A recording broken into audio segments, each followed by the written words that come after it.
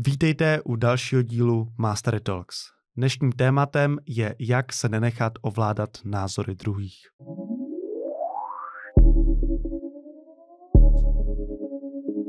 Ahoj Petře. Ahoj Davide. Proč se neřídit názory druhých? No, prečo sa neriadiť názormi druhých? Lebo je to peklo. Lebo tým pádom, ak sa riadíme názormi druhých, môže sa náš život dostať do neuveriteľnej špirály, kedy sa snažíme uspokojovať ich názor, alebo si nejak obhajovať ich názor na nás. A myslím si, že nám to umožňuje, alebo nás to nutí potom nasadzovať si masku a strácame takú nejakú autentickosť. A robíme všetko preto, aby sme uspokojili ten názor, čo si myslím, že naozaj môže viesť k tomu, že nie príliš šťastnému životu. Jo. A myslíš si, že je nějaká zdravá hranice té externí validace, nebo by se jí měl člověk úplně vyhnout? Čiže keď sa bavíme o externej validácii, a bavíme sa o čom? Je to teda ten názor druhých zvonku? Názor druhých, který vyhledáváme za účelem jako našeho uspokojení, aby nám potvrdili třeba nějakou věc, co jsme my udělali. Že to robíme dobré. Ano, přesně tak. No to je to, pretože my často hovoríme v tomto podcaste o tom, že systém, ktorý nereaguje na spätnú väzbu, zanikne. Čiže my by sme mali vyhodnocovať spätnú väzbu. Aj to, ako na nás reagujú druhí. A presne to umenie spočíva v tom, to, čo si sa opýtal ty, ako nájsť tú zdravú alebo tú dobrú hranicu. Ja tomu hovorím niekedy aj ten sweet spot, taký ten zlatý rez toho, že áno, stále vnímam, čo mi hovoríš. Môžem sa nad tým zamyslieť a nedopustiť, aby to úplne zvalcovalo môj vnútorný svet. Aby som sa nestal naozaj niekým neúprimným, niekým neautentickým. Pretože naozaj to riziko tej neautenticity alebo toho riadenia sa názormi z druhých je, nežijeme svoj život, žijeme život druhých. Toto vidím, že mnoho ľudí má s tým obrovský problém, zvlášť pri sociálnych sieťach, kedy fakt ľudia dostávajú alebo cítia úplne neuveriteľné doslova stavy až depresie, alebo ako by sme to mohli pomenovať. Čo cítia ľudia, keď dostanú napríklad málo lajkov alebo nejaký hejt na sociálnych sieťach. Myslím, že tvoja generácia sa tam často pohybuje, že jo? Takže čo tam počuješ od tých ľudí? Čo tak cítia? Tam jsou právě dva extrémy, že jo? Že buď nemají dostatečný počet těch lajků, tak tam je fakt prostě smutek, že co si o nich lidi myslej. A nebo dostanou třeba hodně, ale je tam i sranda, že i při té horní hranici není nikdy dostatek. Lebo je stále někdo, kdo má víc jako... Stále někdo, kdo má víc, takže tam prostě 10 000 lajků není hranice, že jako teďka už jsem šťastný. Takže je to také zmietanie sa neustále mezi tým. Ano, podle mě to jako je nekončící proces nějak to uspokojování. Takže to je ako keď si nejaký začiatočník prvýkrát v živote kúpi nejaké akcie a sleduje to povedzme na hodinovej báze. Rastie to, som šťastný, klesá to, som v depkách. Rastie to, zase som bohač, klesá to, stratil. Takže tak nejak to lieta hore dole, hore dole. Jo. No, takže a tým pádom si myslím, že život sa stáva do veľkej miery málo predvídateľným. A málo, ak by sa niekto takto riadil tou validáciou zvonka, čiže tým akoby, že stávam sa platným vďaka názoru zvonka, tak naozaj ten život sa môže stať málo predvídateľným, málo stabilným, že je to také nestabilné. A to je veľký problém, pretože my ako ľudské bytosti chceme cítiť určitú stabilitu. Samozrejme zase, dostávame sa k tomu, tá zdravá miera nestability môže byť fajn. Takže myslím si, že veľmi, veľmi dôležitá téma, veľmi veľká téma, čo sa týka aj doby, pretože myslím si, že toto takto predtým nebolo.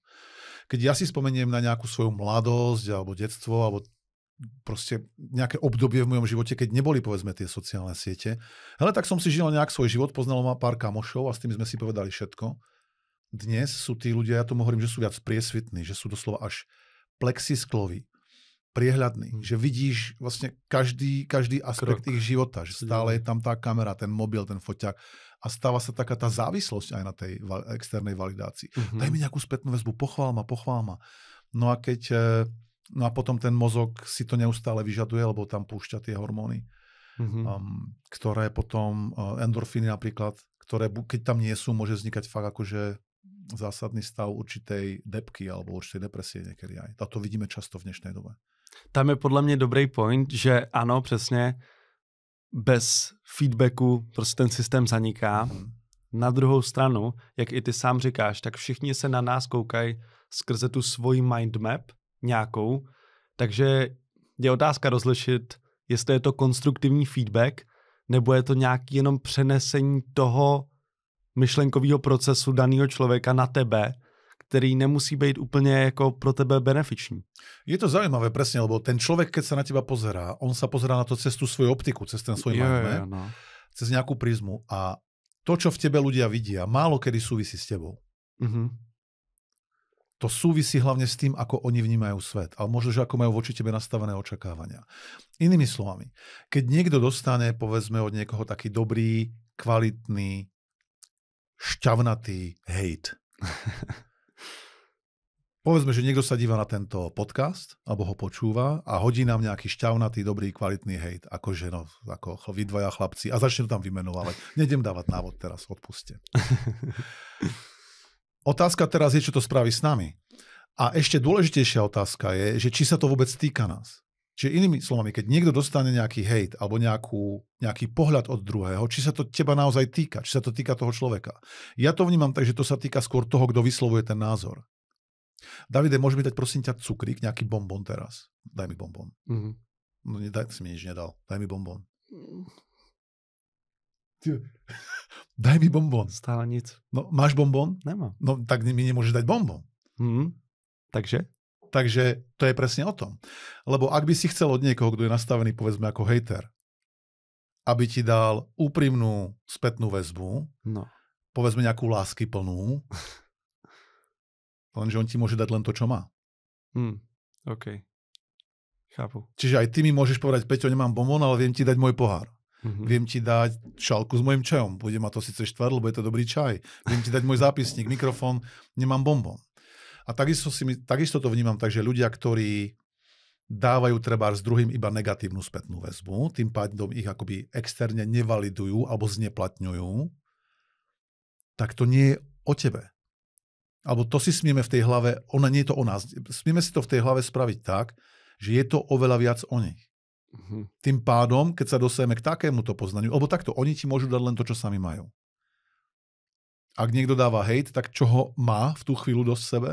Hejt. Toho hejtu, tej nenávisti. To je super point. Je to super point. A keď niekto dáva dobrú pozitívnu väzbu, láskyplnú povedzme, alebo nachádza nejaké pozitíva, tak zase toho v sebe má. Takže je to skôr o ňom. Tak on sám je plný lásky a môže ji predať. Presne tak. Čiže to si smieme možno ako jeden z tých hlavných bodov začať uvedomovať, že ak nám dáva niekto nejaký druh spätnej väzby, a samozrejme niekedy nás tá spätná väzba môže tešiť, chvália ma, yes, karhajú ma, tak jednak je to skôr o nich. A tým pádom, lebo my si smieme dať pozor na obidva druhy spätnej väzby. Lebo to je presne o tom, vieš, dobre, je to o tých druhých, on je plný lásky, dáva nám lásky plnú spätnú väzbu. Niekto druhý je plný hejtu, nenávisti, dáva nám to, čo má. On keby mal niečo iné, dá nám to druhé, chápeš? Samozrejme, niekde medzi tým v tej šedej zóne bude niečo ako konštruktívna kritika. Alebo konštruktívny, pozitívny, nejaká afirmácia, nejaké potvrdenie. Len každopádne tam, keďže vieme, že to nie je ani tak skôr o nás, je to skôr tak o nich, tak potom z toho vieme akoby vystúpiť a vieme sa na to dívať tak trošku spovzdáli, trošku akoby z toho balkónu a nemusí sa nás tak dotýkať, lebo problém to začína byť vtedy, keď si tú spätnú väzbu začneme brať osobne. Vtedy ten mozog začne robiť úplne šialenosti. Začne nám dávať endorfíny, keď je tá spätná väzba pozitívna. Jo, milujú ma, áno. A chcem robiť toho viac, aby som dostala viacej tej lásky od tých ľudí, ktorí ju dokážu dať. A keď ma hejtujú, tak zase chcem najlepšie im to vysvetliť a vytmaviť. Mimochodom, túto chybu som robil ja v minulosti, že som s tými ľuďmi išiel do polemiky. Že sa si im to snažil vysvetliť. Nebo... A skôr z takého toho, že no počkaj, ak sa to so mnou bavíš, tak moment, tak toto nie. Okay? A ešte raz, keď je to konštruktívna kritika, vieme sa o tom baviť, viem položiť pár doplňujúcich otázok, len zistil som, že ľudí, ktorí nás akoby hejtujú, alebo ktorým nedávajú ten hejt, takže je to skôr... Je ich vlastní. No a že tam sa nikam nedopracuje. Takže to je první... Že to ignorujem viac.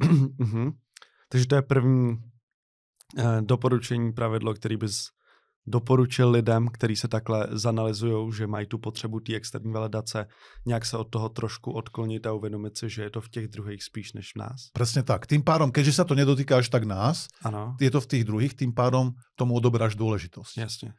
Čiže my, čo smieme urobiť, je odobrať tomu tú dôležitosť. Ešte raz nehovorím, že neriadiť sa tým, len hovorím to čo si zhrnul, nebrať si to osobne. Ano.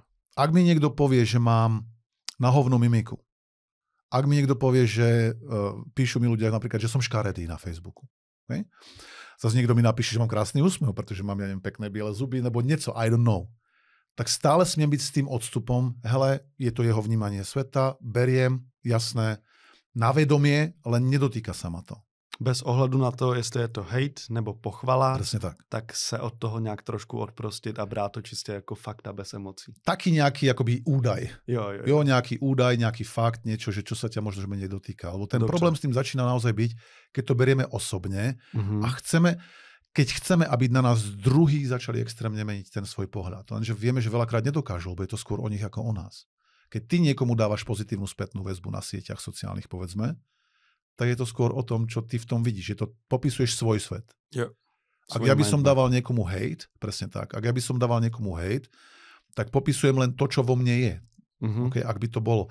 Preto ja napríklad nemám návyk dávať negatívne komentáre verejné, skôr možno napíšem niekomu súkromne, ak mu chcem dať nejaký dobrý tip, niekedy aj nevyžiadaný môže byť prínosný. Len ja chápem, len neviem si predstaviť, že vieš, lebo myslím si, že niektorí, a neviem, či chcem ísť až do takejto témy, ale keď už som to začal, asi to mám povedať, že lebo v kontexte biznis, v kontexte práca môže byť táto otázka veľmi dôležitá.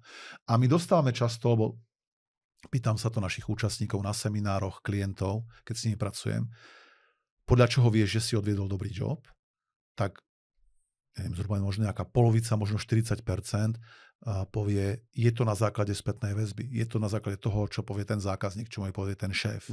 Tam sa bavíme, že sú v tzv. Externálnom režime. Okay? Potom sú ľudia, ktorí povedia, že to majú čisto len pocit. Tí zase môžu mať riziko, že ostatných budú valcovať, že nehľadia napravo, naľavo, proste ja si idem svoje bomby a nazdár. Yeah. A potom možno, že takéto umenie byť presne v tom sweet spot, v tom zlatom reze je, áno, mám ten pocit. Keď mi niekto povie, že to bolo úplne naopak, tak mám tendenciu tú schopnosť toho úsudku tej druhej osoby spochybniť. Nech je to ten Paolo Habera v tom Superstar. A to niektorí robia, vieš. To presne vidím, že možno ty sú potom na tej lepšej. Neviem, či je to dobré, alebo nie, nechcem to hodnotiť, len proste niekto, kto fakt otrasne zaspieva, Paolo Habera mu povie, že nevie spievať a on potom povie, že Habera je blbec a nevyzná sa v tom. Tak toto je ten extrém, okej. A zase na druhú stranu, ten dobrý prístup môže byť, áno, dostal som takú spätnú väzbu, chcem sa spolu porozprávať, nech mi dá dobré tipy, čo môžem zlepšiť. Takže vlastně fakt prostě si vybudovat to sebevědomí vnitřní a nebejt obecně závisí na těch názorech těch druhých. A jak tvořit tuhletu autenticitu? Jak se vytvořit to vnitřní sebevědomí, když tohle to poznáme? Ten prvý krok je určite odpojiť sa od toho vonkajšieho. Pretože keď hovoríš o tom sebavedomí, je to fakt zaujímavý point, ktorý si urobil. Sebavedomie by nikdy nemalo vznikať, a minimálne takto ja vnímam, na práve nejakých vonkajších faktoroch. Jo. Samozrejme je dobré, keď vidíš za sebou nejakú spätnú väzbu, že robíš úspešné kroky, ktoré sa javia byť, že sú úspešné. Alebo vidíš, že ti niečo vychádza a to ti môže to sebavedomie, jo, ide mi to, tak už to robím dobre, môže narastať. A tam si fakt smieme nachádzať tú tenkú hranicu medzi tým, že kedy nám ľudia začnú nás chváliť a kedy nás začnú kritizovať, aby sme sa my medzi tým nezmietali. Práve ľudia, keď majú problémy v živote, či je to depresia, či je to vyhorenie, či je to nejaká veľká nespokojnosť v živote, alebo pocit krivdy. Niekto sa stal, a pozor, to sa bavíme aj naozaj o legitímnych veciach, ktoré ja nechcem zľahčovať, ale niekto sa mohol stať obeťou nejakého násilia, vydierania, psychického násilia, fyzického násilia. Ľudia prechádzajú, ako život proste prináša kadečo, to je jasné. Ten problém je, inak to poviem, ľudia si veľmi pomôžu sa vyrovnať s takýmito situáciami, presne keď sa prestanú brať tak vážne. Jak se lidi mají stát víc autentickýma, víc sebevědomýma a pracovat na té vnitřní hře? Takže prvá vec, čo sme si povedali, je získaj si odstup.